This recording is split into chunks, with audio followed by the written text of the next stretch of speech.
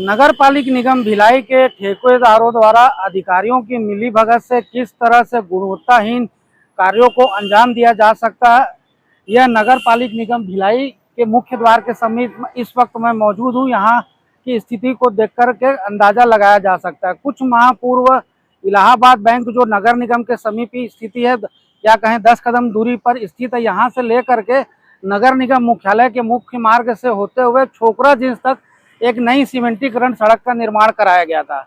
मात्र अभी 3 महीने बीते, उस सीमेंटीकरण सड़क की क्या स्थिति हो चुकी आप देख सकते हैं।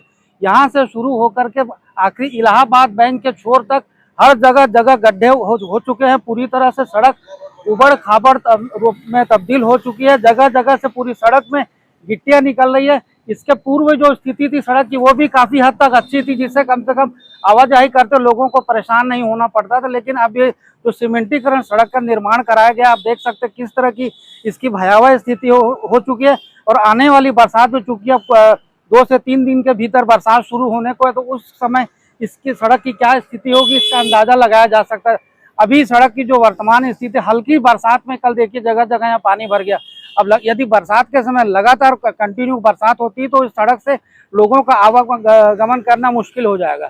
सबसे बड़ी बात यहाँ पे यह देखने को नजर आती है कि चूंकि जो नगर निगम के जो ठेकेदार है, कुछ ठेकेदार जो है जिनके द्वारा विभिन्न विकास कार्य किए जाते हैं, सड़कों से लेकर के नालियों से लेकर के अन्य तमाम जो निविदा है जो नगर निगम से निकाली जाती है, उसका किस तरह से इस्तेमाल करते, दुरुपयोग करते या मात्र खाना पूर्ति की जाती है।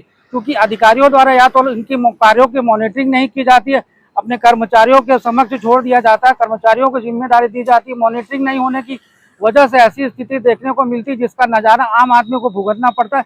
इस सड़क के निर्माण में अभी लाखों रुपए खर्च हो चुके हैं। हालांकि निगम आयुक्त राजीव कुमार पांडे जी द्वारा एक अच्छा कार्य यह किया गया कि जो जोन 1 के चूंकि जोन 1 में के अंतर्गत ये सड़क आती है जो कि निगम मुख्यालय के समीप है, इस सड़क में जो इसकी देखरेख करने के अधिकारी तो पुरुषोत्तम सिन्हा जी, उनकी वार्षिक वेतन वृद्धि को रोक दिया गया है। और चूंकि ये उनसे कारण बताओ नोटिस भी जारी किया गया था उस इंजीनियर महोदय को, उनके इंजीनियर पुरुषोत्तम सिन्हा के जवाब से निगम आयुक्त पूरी तरह से संतुष्ट नहीं हुए, जिसकी वजह से उनकी वार्षिक वेतन वृद्धि रोक दी गई है। अब जब नगर निगम के समीप सड़कों की यह स्थिति देखने को मिलती है, तो जो शहर में विकास कार्य हो रहे हैं, जो लगातार कार्य हो रहा है, उसकी स्थिति का अंदाजा लगाया जा सकता है। क्योंकि अधिकारियों की निरंतर मॉनिटरिंग नहीं करने की वजह से ऐसी स्थिति देखने को मिलती है जिसमें अधिकारियों से लेकर के जो ठेकेदारों की बंदरगांठ है या कहीं कमीशन खोरी है, वो स्पष्ट रूप से नजर आती है।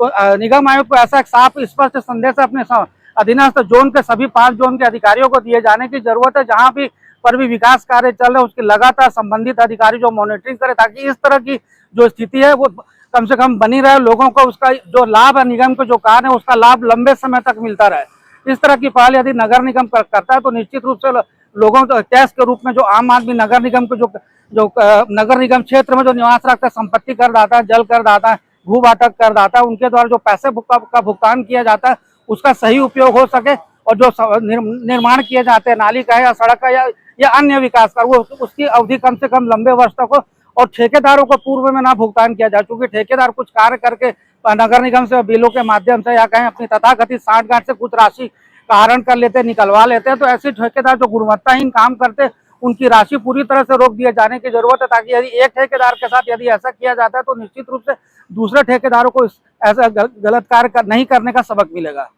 RCN न्यूज के लिए संतोष पाटिल के साथ संजय दुबे।